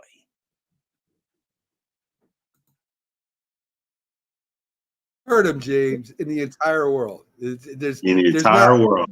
anything that compares to the Big Football Show. I'm glad you all are still with us.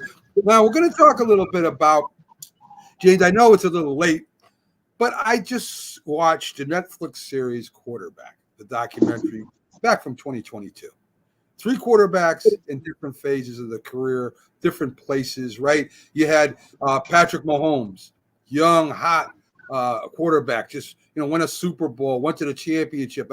Our upcoming star, Kirk Cousins, kind of getting a little old in the tooth, playing for the Minnesota Vikings at the time, right? And he's trying to get back to the playoffs. And then you got Marcus Mariota, kind of lost in the sauce, right? I mean, he goes to the Falcons. The Falcons give him a chance to become starting quarterback. Now, I don't know if you saw the series or not. I have not. You have not. Okay, good. So I can tell you about it and maybe get your thoughts on it. So Marcus Mariota, was originally drafted by the Titans. Oh, the Jacksonville Jags. The Titans. The Titans, you're right. And he's running quarterback, right? He's a playmaker. He's a guy. Him and Winston get taken in the first round, and he doesn't make it. Kirk Cousins ends up, because RG3 got hurt, starting for the Washington Redskins at the time, right? And he impressing everybody. I mean, he goes. I think he went to a playoff game that year, if I'm not mistaken.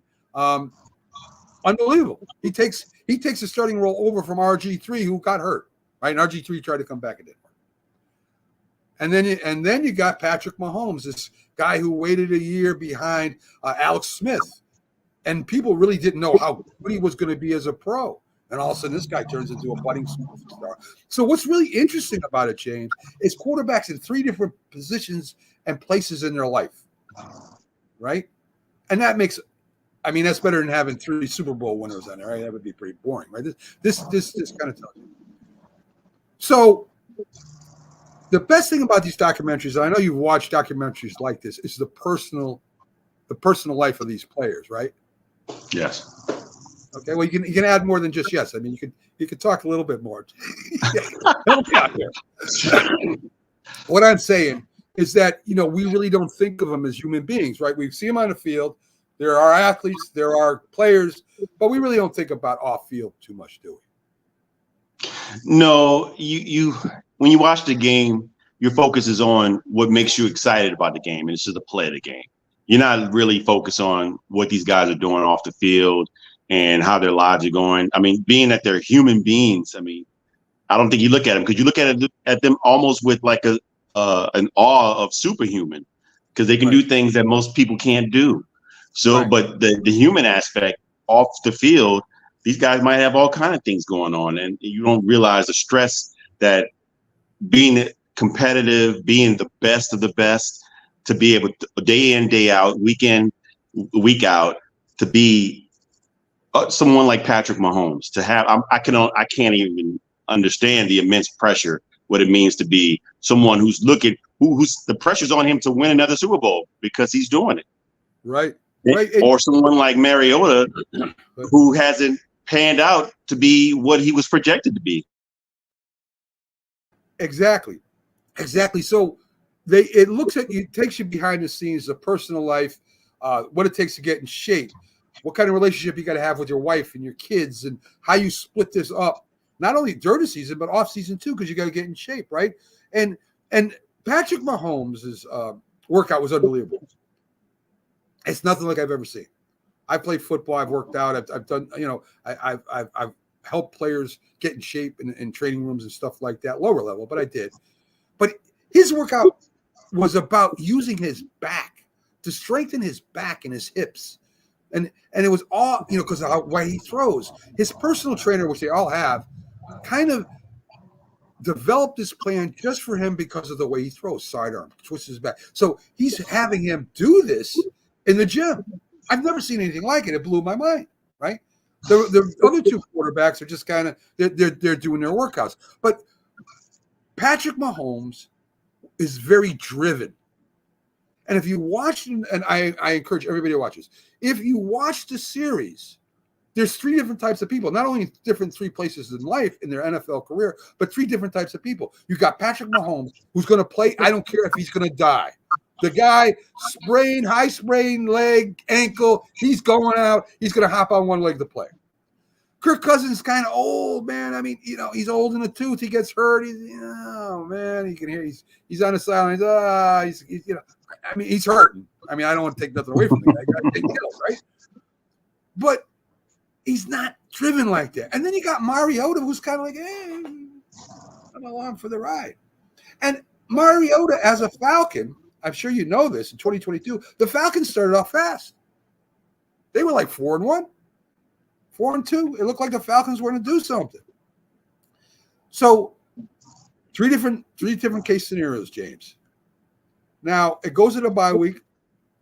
Patrick Mahomes buys a house. They show the kids, the two babies are being born at basically the same time. And, of course, the unbelievable thing that Patrick Mahomes did, playing on one leg, and he ends up finally beating the Cincinnati Bengals. The Bengals had beat him 3 times in a row. They were calling Arrowhead Barrelhead. I mean, they were rubbing it in. On one leg, Patrick Mahomes brings down the Kansas City Chiefs and beats the Bengals finally in the championship. They lost last year, the year before that. Kirk Cousins, they play the Giants in a wild card game. Big moment, big game. Kirk Cousins again. Can't get it done. And that's going to be a question for your team, right? I mean, he when it comes to a playoff, a big Monday night, Thursday night, Saturday night game, for some reason, I don't know what it is. I don't know if it's a curse. I don't know if there's bad juju there or something, but Kirk Cousins can't do it. I live here in Atlanta, but let's keep in mind, I'm a Saints fan, so I don't wish them any success at all. Right. But understanding who Kirk Cousins is, I think he has a ceiling and he's reached it, and you understand who he is. He's a regular season quarterback. He does well in the regular season. He lights it up. He puts up the stats. But once he gets to the postseason, whatever it is, that pressure comes on him that he can't get over that hump. I think he's like 1-4 in the postseason. So I don't think it's going to be any different. I think, like you said, he is who he is. I mean, that's where he is. He's not the person. And then he's getting a little longer too. So that's added to the mix as well. But to be somebody to say that I'm totally driven, I'm looking to win, I'm finding ways to try, like Patrick Mahomes, to get on top, to win, and just be upset about any little thing that doesn't go right. He's probably a perfectionist, likely. That's just not him. That's just not him. He's good, but it's just not who he is. It's not his makeup, his build. He's going to give you what you see. I mean, he's going to win in the regular season and likely not win in the postseason because he's not making the moves or making any type of different strategies to get over that hump. I mean, it's okay to be a good regular season quarterback and maybe, like in some Super Bowls, ride with the team into the Super Bowl, but you got to make some plays. And that throw against the Giants in the wildcard game was bonehead.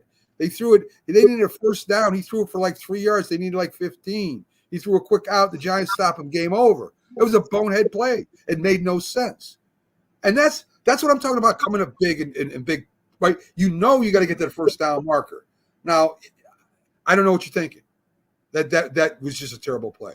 Marcus Mariota goes MIA. He gets replaced by Scott Ritter, 3rd-round draft choice, with the Falcons at the time. And during the bye week, and he just disappeared. Nobody knows where Marcus Mariota went. My question is, how does he keep getting a job? I don't know. How does he? I mean, I understand the familiarity with Dan Quinn. So he coached him in Atlanta. So I guess he just needed a body to have a second. But I mean, if your guy goes down, this is the next guy up. What are you expecting of him to do with your team? I don't think he's good at all. And what you mentioned about what the boneheaded play, going back to Kirk Cousins, let's flip that and look at what Patrick Mahomes did in 13 seconds in a divisional playoff game to get his team to win. I mean, Josh Allen had the game of his life and was supposed to win that game, that playoff game. But Mahomes, just the magic. He found they gave him 13 seconds. They gave him 13 seconds, and he won the game with a kickoff, with the field goal. Excuse me. Yeah, and of course Buffalo's defense just played terrible too. But I agree. I mean, here you have a guy that, they tried to sit this guy down. They want to put him on the bench. You're hurt. You can't walk. You can't. No, I'm playing. I don't care. I'm playing. Kirk Cousins wouldn't have done that. If you watch the series, Kirk Cousins would not have done that. And like I said, Marcus Mariota decides, because he was replaced, to get his knee operated on without telling anybody. And at the end of the series, he says, "Well, I thought that's what they want. They would have wanted." And he's holding his baby, kissing his baby, beautiful moment. But if that's the type of attitude you have, I just don't want you on my team, man. I can't have somebody like, especially in a quarterback role. So I recommend it. I recommend it. It's really good. I watched the receiver Netflix series. Now I watch the quarterback Netflix series. And again, it's a little old, but just to see the young Patrick Mahomes, just to see Kirk Cousins where he's at in his career. Now this is 2 years later, and Mariota, who I'm surprised has a job in the NFL, still has a job in the NFL. And like you said, I don't know if I'd be happy with him being my backup quarterback. That's kind of crazy. They did have. I'm going to have to check it out. Check it out. It's very interesting. They do have, of course, the top 100 list for 2024. This has to be based off 2023, I would imagine, because we haven't played 2024 yet. It's voted on by the NFL players. And I got some questions of placement, and maybe a guy that maybe shouldn't be in there that's in there. Of course, it's heavily Kansas City Chiefs and San Francisco 49ers. They went to the Super Bowl last year, so they're represented very high. So let's start with number one. We'll do 10 for today, and maybe we'll push it out to next week until we get more stuff coming in. So anyway, let's do this. Tyreek Hill is number one. He had 1,799 yards receiving, his best year ever. 13 touchdowns, averaged 112 yards per game. James, number one. What do you think? I think it's deserving. I remember we had this discussion, and you don't think he deserves to be at the top, but man, he's voted by his peers. I mean, this guy is 5'8". 5'8". Don't get me wrong. There are other players on the team that helps. On Jalen Waddle, you got a decent running game, but man, come on. I mean, he's done this 2 years in a row. He's been, I think, close to 1,700 yards 2 years in a row. I mean, it's not like it's a fluke thing. He's pretty dominant. Listen, I don't think he should not be in the top 10. I think it's funny that a wide receiver is in the top 10, and I'm gonna tell you why. Number one, not top. Number one, if he's gonna be the game changer that puts you over the top, all right. If he's the guy that's gonna make you win a playoff game. Now everybody said the Chiefs gonna fold because Tyreek Hill left. Well, it looks like the Chiefs are doing pretty good, and Miami hasn't won a playoff game yet. Now it's a team sport. I get it, and I think he should be in the top 10. I just don't know if he's number one.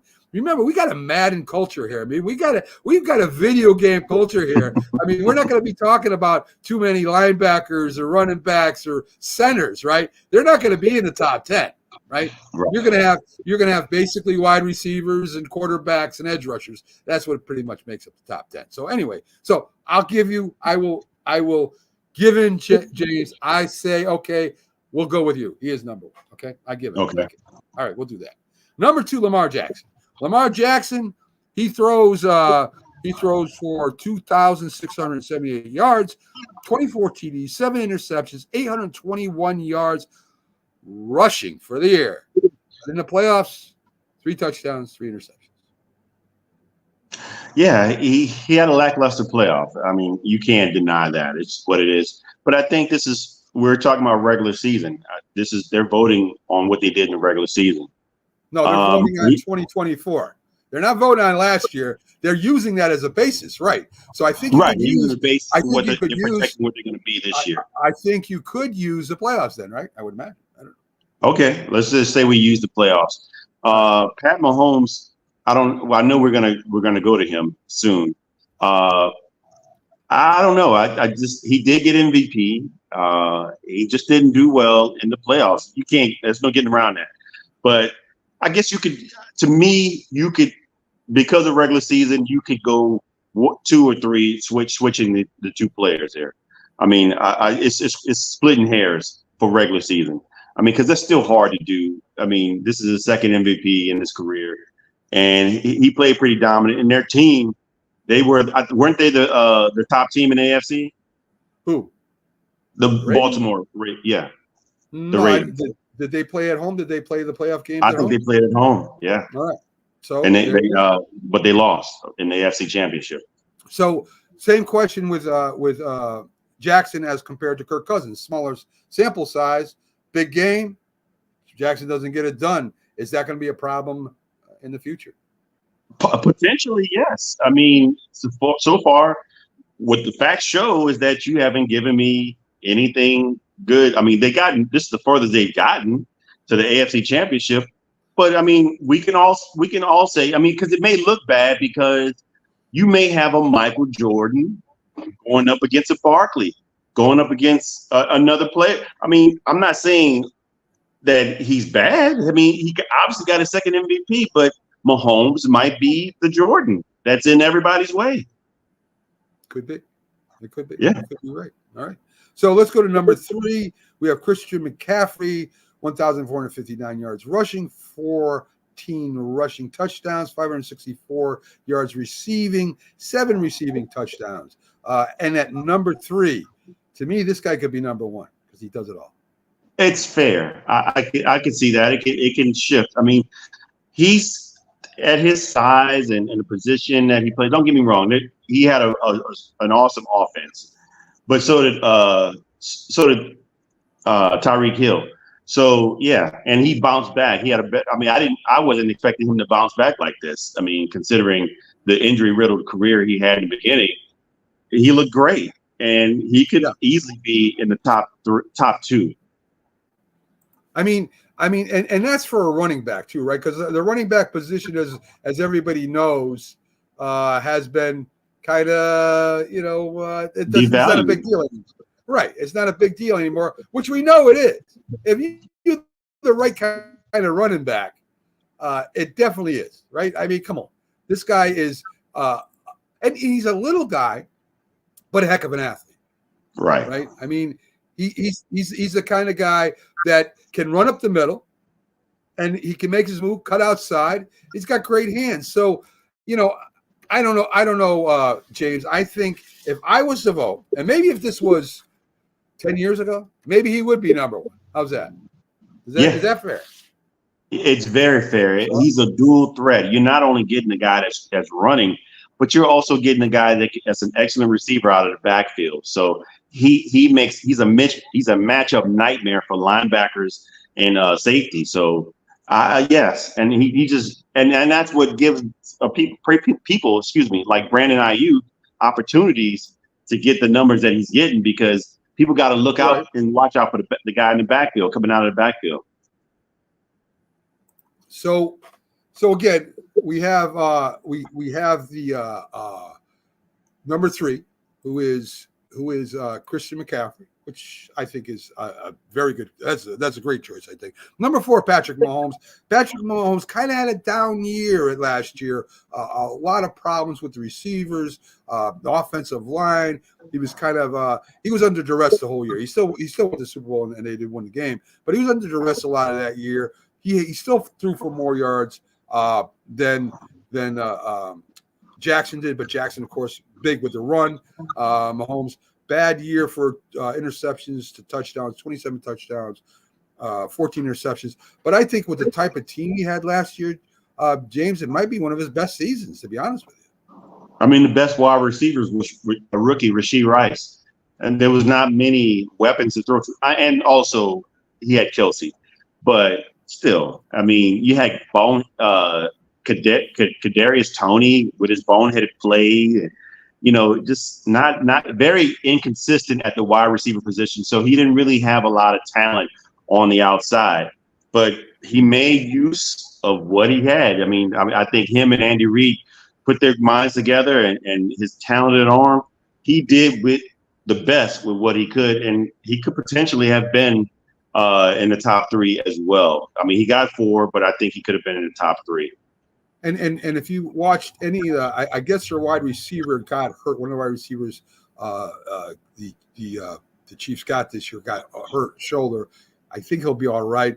But they did make some moves to get some receivers for him this year so that they can have that high-powered offense again. I just hope they don't go away from what got them there and won was that strong running game and keeping Mahomes standing upright. There's got to be a mixture. I know it's a passing game more than it's ever been, but you got to have that mixture. And I think last year the Chiefs found that mixture at the end of the season to go and win the Super Bowl, which was an incredible job by Andy Reid. Incredible job by that guy. There's no doubt about that. So we get to number 5, and this is where we start seeing some of the rushing specialists, right? They call it the edge rusher now. I don't know what even the hell that means. That's not even a position in a football defensive end or outside linebacker, but whatever. So they start off with Myles Garrett. Myles Garrett at number 5, 14 sacks, 33 solo tackles, 1 fumble recovery. I mean, he's in there with a bunch of them. I don't necessarily think he's better than other ones, but he should probably be, because of what he did for the Cleveland Browns, maybe he should be in the top 10, James. Absolutely. First of all, if my recollection serves me correctly, didn't he win Defensive Player of the Year? I'm not sure, to be honest. I think he did. And he was dominant for them. They just lost it in the playoffs against Houston. I was very surprised to see how bad they played totally. But maybe that's an indictment on how good CJ Stroud is and how good that offense was. But yeah. Yeah, I mean, it seemed to me he kind of ran out of steam, but I don't think he had the defense was good, really good in the beginning for the Browns. And I think after you continually get pounded on and pounded on and pounded on because your offense isn't really doing what it should be doing, it kind of wears on you. But he is I think he's maybe a top 10. I'm not sure. I mean, I think there's other players out there that were a little bit more impactful. That's all I'm saying. And we'll get to some as we go, right? So let's go to, before we do that, this is a skit we do all the time, folks. It's called Just Ask Jack. It's a trivia question. Well, since Jack ain't here, we got a guy that's going to have to fill in for him. So it's going to be Just Ask Jack. And this is James style. So this is your trivia question, James. Don't give it away. We're not going to break. So you really can't. I can answer it now. You can't hide, right? So, I mean, this is what was which team did Joe Montana finish his career with? Now we're not going to do that because I don't think it's impossible, but we will do this because we're going to give you a couple seconds to think about this, because anybody that calls himself a NFL fan should know this question. I'm not putting pressure on you. I'm just telling you that this is not that hard of a question. So I think Jack could have got this one, and I'm hoping you can too. What team did the coolest quarterback, not Joe Burrows, Joe Montana, finish his career with? Mac, I'm going to put all my money on this one since you did the Jeopardy. And Joe Cool finished his career with the Kansas City Chiefs. James, Jack has not won a trivia question yet. He's 0 for 3. James on his first time. There it is, the Kansas City Chiefs. And not only did he finish there, this is incredible. They were great. Joe I remember that. Montana brought the Chiefs back from like a 28-0 lead to beat the Steelers. He took them to overtime. This is what he did. He always brought teams back out of nowhere. The catch, with Dwight Clark. I mean, this guy, I remember watching him in Notre Dame. I'm a big Notre Dame fan. And I saw what he did in the Cotton Bowl with how he brought it back. And that's when Earl Campbell was the number 1 running back in the country for Texas. It was against Texas Longhorns. And Joe Montana out of nowhere brings the Notre Dame back to win the national championship. It was unbelievable. I knew the guy was going to be good. not just because he played for Notre Dame. You could tell the guy's so calm and cool. And this is what they always said about him. And he actually brings them to the championship game in his first year, and he was hurt part of the year. Comes in, takes over, brings the Chiefs right to the championship against the Bills. And the Bills at that time had, they had the AFC team, but unbelievable. And the Chiefs had a good defense too. And I'll add another nugget to that. They had Marcus Allen in the backfield. Yes, they did. They sure did. But Joe Cool was he was one of the best, man. All time, probably top 5 players. Period. Yeah. One thing I heard him say when they beat Dallas and went to the Super Bowl, a player stood over him and after he hit him and said, "You just beat America's team." He said, "Well, good. You can go down with the rest of America and sit on the couch and watch us play the Super Bowl." That's about right. Joe Cool, man. I mean, if you talk to the players in the huddles, right? Game's on the line. He's not excited. He comes into the huddle, yeah, and he calms down the whole. Just calm, very calm. All right, let's take this for a touchdown. And I remember one of the players said, he just looked at me. He says, "Where else would you rather be right now?" I mean, he accepted the challenge, and he did his thing. Top 5 quarterback, I think, of all time, easily. But anyway, so let's get back to where we were, since I rudely interrupted your train of thought, because this is part of my plan, Anyway, so Chris Jones is number 6, 10.5 sacks, 20 solo tackles. The thing about Chris Jones, right, is that he's the defensive tackle. He does move to the outside once in a while, but he gets the pressure up in the middle. Very important, very hard to do, but is very good at it. So he's number 6. Again, the placement might be a little different for me, but I think you could say he's a top 10 guy, right?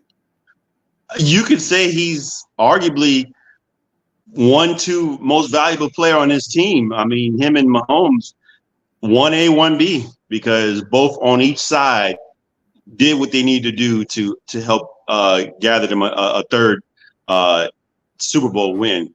But on this list, okay, you mentioned that you like to have maybe another player above Myles Garrett. I could argue that he could be above him at number 5. Yeah, I could argue that because, I mean, when you look at the defensive line, I wasn't really impressed with their defensive line. But if Chris Jones was not in the game, they're in trouble because he's right there in the middle and he garnered double team, triple teams. And he's, like you said, as for a defensive tackle to get 10.5 sacks, that's impressive. That's especially for a guy his size. You could say James, maybe not as good, but comparable to Aaron Donald, right? I mean, he's exactly. Not much of a middle disruptor. That's what he does. Okay, so we got number 6, Chris Jones. Number 7, Trent Williams. Again, we're going San Francisco heavy. Casey Ever, probably the best offensive tackle in the league. Maybe. I mean, I haven't watched every offensive tackle in the league, but you see him a lot because he's in the playoffs and he's knocking people down all the time. So they run behind him a lot with Christian McCaffrey, with Samuels. I mean, they know where their bread is buttered. They go behind that left side and run behind Trent Williams.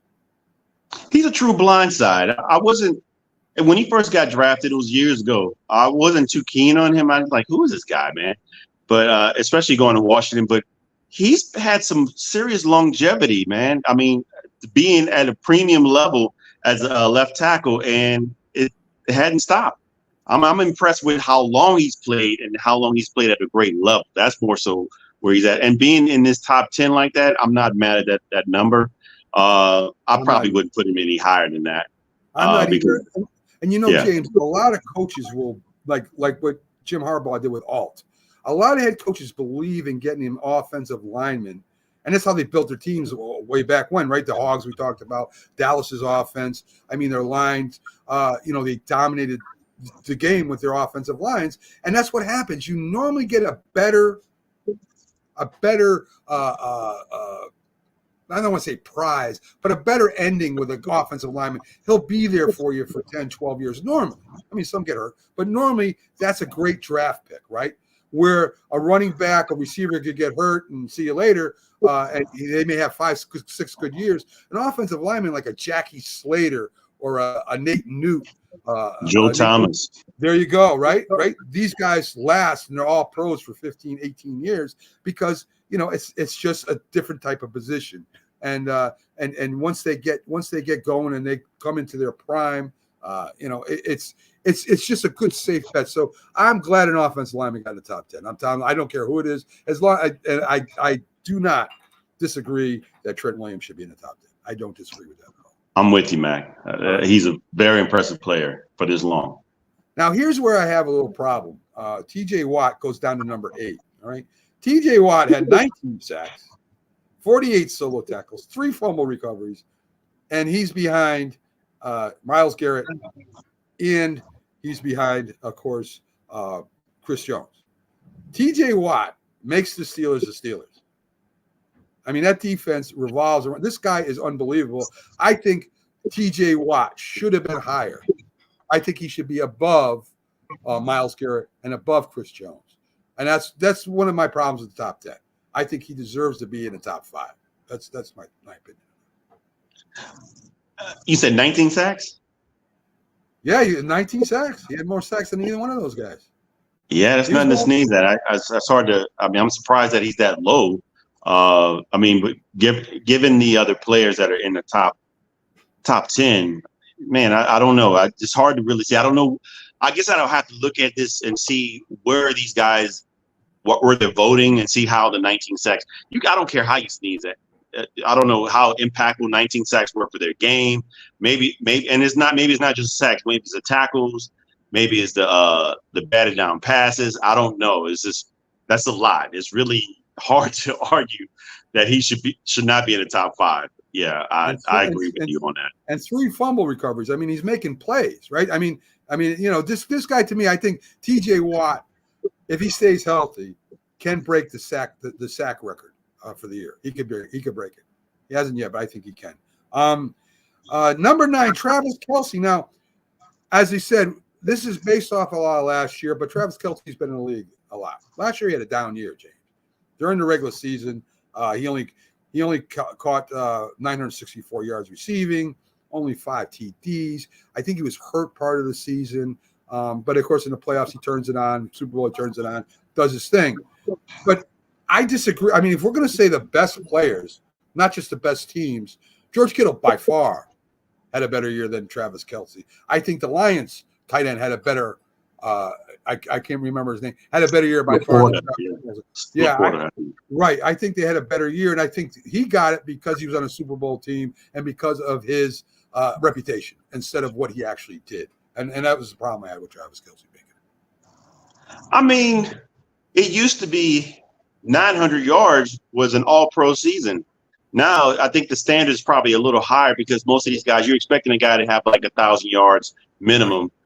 But Travis Kelce is still that guy. I mean, he's not only a blocking tight end, but he's a receiving tight end as well. And then also there was limited options around him, and he still dominated. I mean, remember that game where the touchdown was called back because of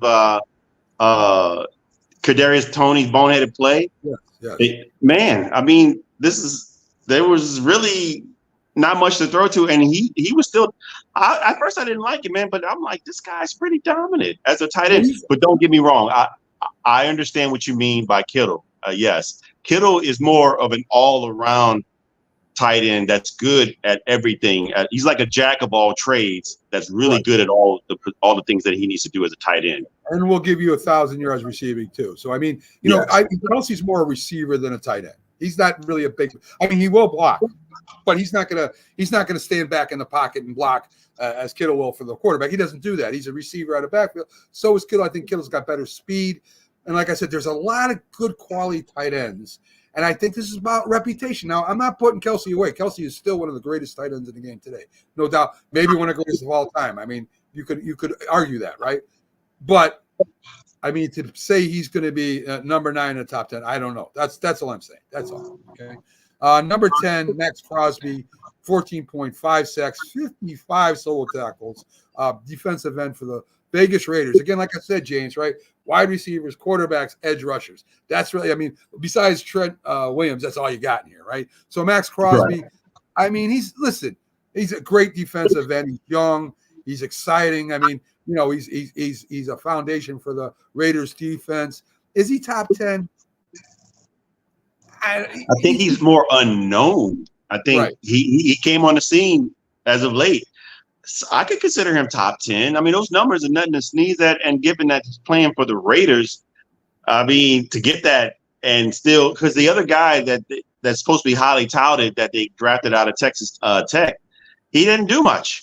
Yes. Max Crosby was dominant. And so, I mean, he could be, I don't know who the other 5 guys behind him to argue that, but Right.